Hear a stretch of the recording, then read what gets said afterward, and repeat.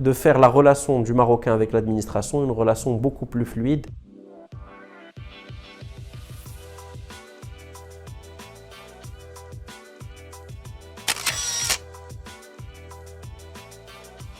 Mon parcours scolaire s'est fait essentiellement à Rabat, puis en France, où j'ai étudié à l'ESSEC, et également à la Sorbonne, où j'ai obtenu un doctorat en histoire. En ce qui concerne mon parcours professionnel, j'ai commencé par le consulting quelques années, puis j'ai intégré l'Agence de développement du Nord. Puis en 2015, j'ai rejoint l'équipe du chef du gouvernement, en tant que conseiller du chef du gouvernement, puis en tant que directeur de la politique économique et directeur de la Delivery Unit. Enfin, il y a quelques mois, j'ai intégré le cabinet de la ministre de l'économie et des finances en tant que conseiller en charge essentiellement des questions de politique économique.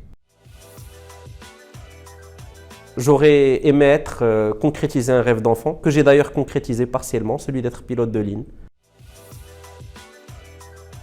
Tout simplement essayer de contribuer au bonheur de ses concitoyens à travers des actions, des programmes, des réformes.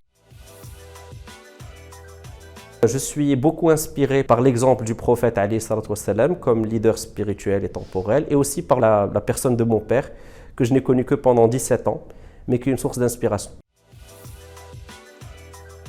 D'abord la foi, puis le fait que l'être humain est capable du meilleur, qui n'est pas seulement capable du pire. Quasiment jamais abandonné, jamais lâché ni mes rêves, ni mes objectifs, ni mes ambitions. Ne pas faire certaines erreurs qu'il a faites, et s'il avait pu les éviter, mais on ne peut pas revenir dans le passé, et surtout de profiter plus du temps qu'il avait eu avec ses parents et sa famille. Durant ces moments où on est un peu, l'enfance un peu rebelle, où on a envie de faire plein de choses et on oublie un peu les fondamentaux. Et comme je vous l'ai dit, le décès de mon père, Dieu et son âme, à l'âge de 17 ans, m'a beaucoup marqué. Et donc c'est quelque chose qui, je pense, est très important. Profiter de cette dimension familiale tant qu'on y a accès. D'abord, on a une population jeune.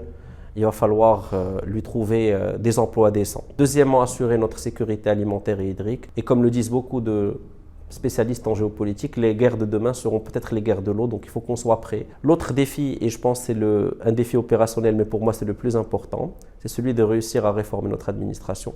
Pas seulement en théorie, mais faire en sorte que les citoyens, les fonctionnaires, que tout l'écosystème, y compris moi-même, changent de mindset. Moi, je dirais que c'est deux choses. C'est le volet du capital humain, donc de l'éducation. C'est pas seulement mettre des moyens et mettre des moyens humains et matériels, mais c'est aussi changer de paradigme, changer de façon d'agir, de façon d'enseigner. Le deuxième chantier qui est, je pense, tout aussi important, celui que j'ai évoqué avant, c'est celui de la réforme de l'administration. De faire la relation du Marocain avec l'administration une relation beaucoup plus fluide. Le digital est extrêmement important.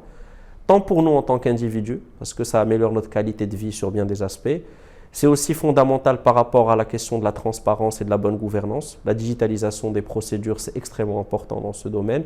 Et enfin, pour l'économie, je pense que le Maroc a déjà fait des choses dans le digital, mais la marge de progression de l'économie digitale au Maroc, comme le montrent d'ailleurs plusieurs analyses et études, est vraiment important et significatif.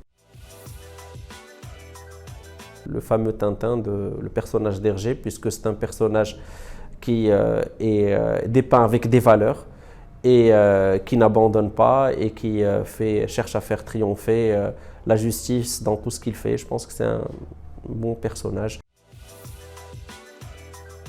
Dans le prochain épisode, j'aimerais voir une jeune fille un peu prodige, pur produit de l'école marocaine, qui a eu l'occasion d'être, je pense, la plus jeune conseillère du chef du gouvernement, Nouhaila El Qalqouli. Et je pense qu'elle pourra apporter des choses intéressantes à votre émission.